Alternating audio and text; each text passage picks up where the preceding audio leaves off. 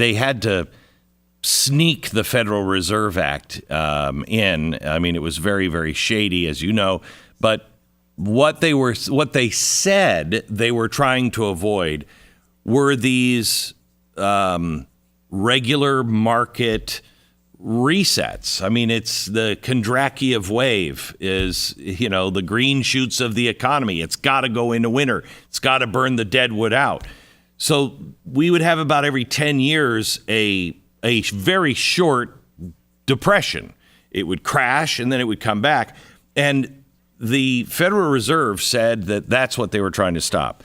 If you said to people that every 10 years you could lose everything, but then it'll start right back up again, people wouldn't be for that. They like the security of the idea that somebody's watching out. How do you sell a really true free market without the Fed?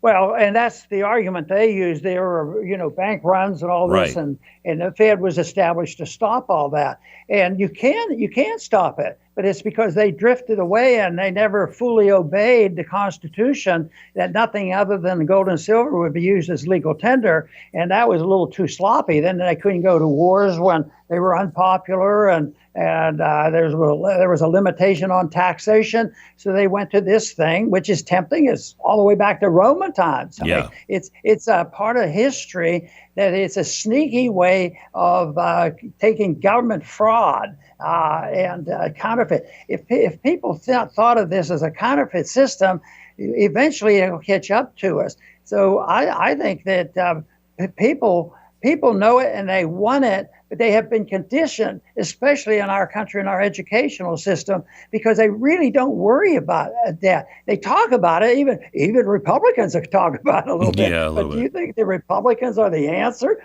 to deficits? No. Unfortunately, there's no good record. You get only a few people like a Thomas Massey and a few others that will really vote the clarity of the Constitution. You wrote End the Fed, I think, in 2011, I think. Sounds right. Sounds right. What would you add to that today? I'd probably emphasize things a little bit differently. I would say, well, what would you do, if you're trying to present the correction? I would emphasize the whole fact that if you had to have this Fed and you have it, first thing I'd do, I'd look to Jim Grant for some advice on it. But the other thing you do, you put a rule in there that says that the Federal Reserve cannot buy government debt.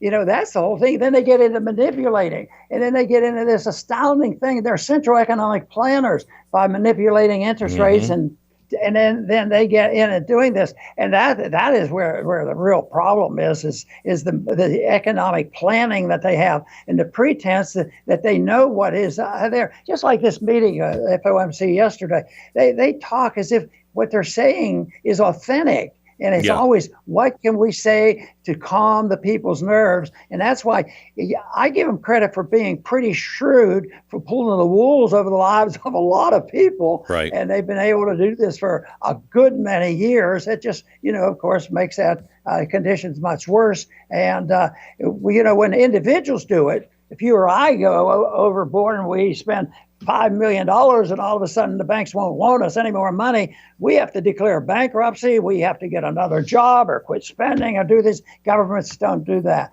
People, when they worry about what's happening and when they lock down government, they're not going to send me my Social Security check. Never worry about that. And they're always going to bail out now anybody's funds. The FDIC is always going to bail people out, but they ought to worry about the depreciation and destruction of the currency, because never before, Glenn, has it been where a reserve currency was so embedded worldwide. Everybody's involved in the dollar because most currency are defined by dollars, and a lot of other things. And that's why it's big. This is big time, and we're seeing hints.